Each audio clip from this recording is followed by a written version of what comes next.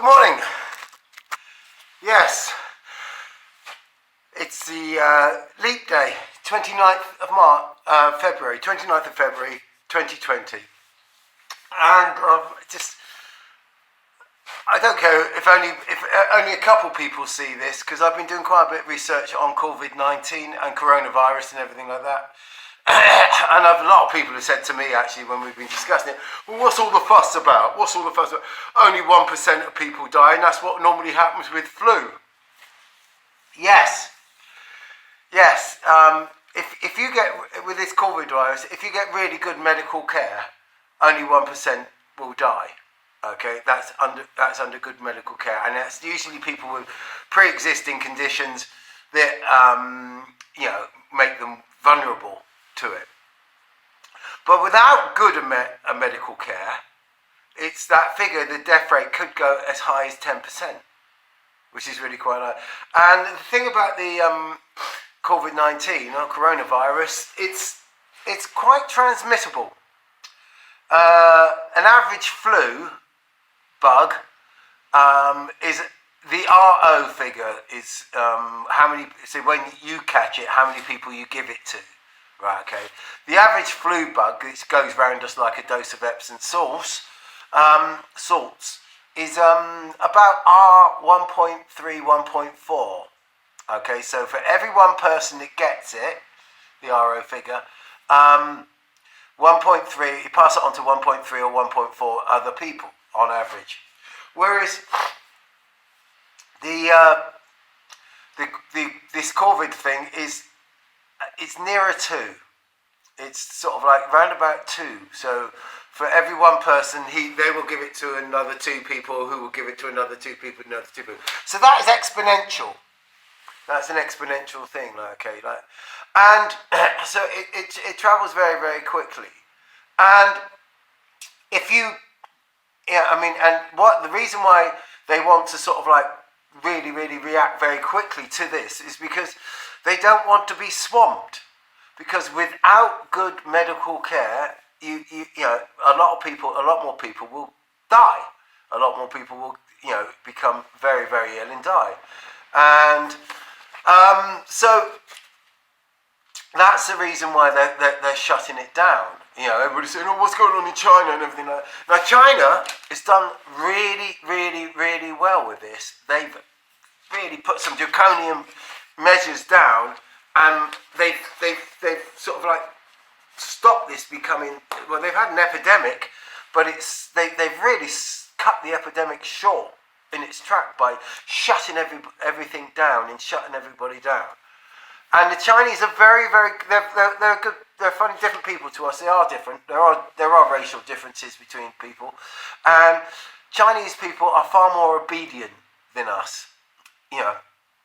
They also have less empathy than us, which is, that's just true.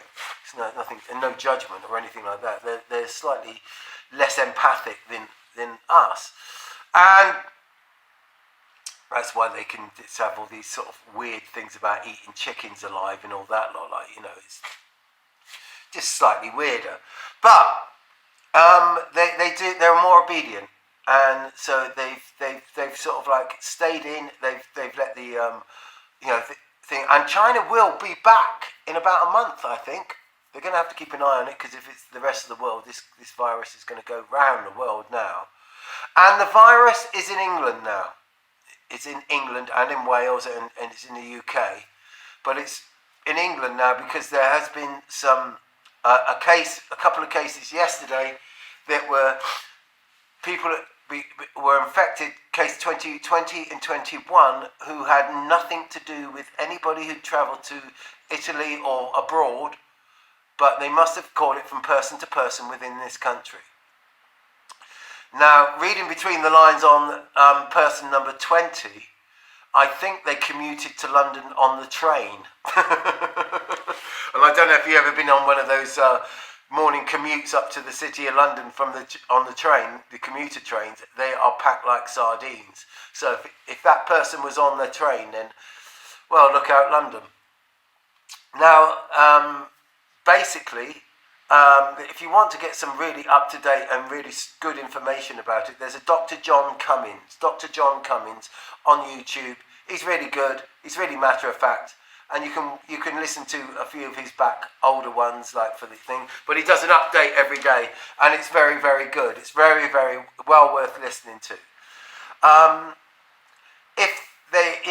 So basically, if it does get out here, although it's not killing people like dropping like flies, the NHS is basically the NHS struggles to cope with the winter flu anyway. So if this Corvid-19 slapped on top of it, it's gonna not cope very well. So your medical care might not be as good as it could be. So you could be in slightly more danger than the 1%. You might be up to 4 or 5%. You might be up to 10%. Okay. Now, if 10% of people cop it, and 1 million people get it, that's 100,000. So we're talking about, it is still a threat.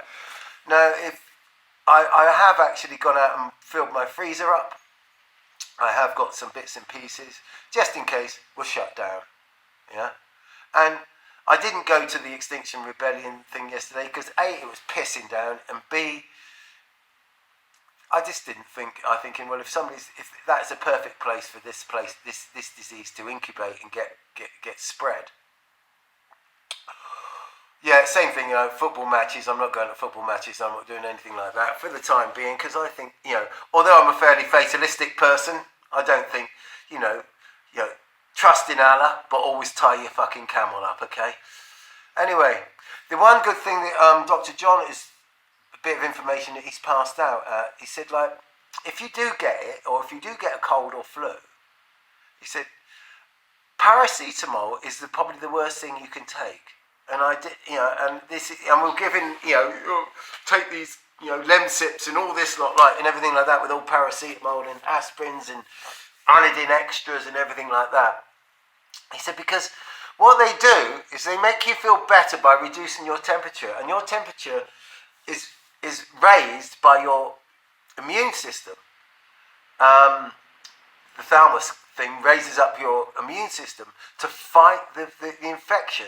So what it does, it cuts your temperature by suppressing your immune system.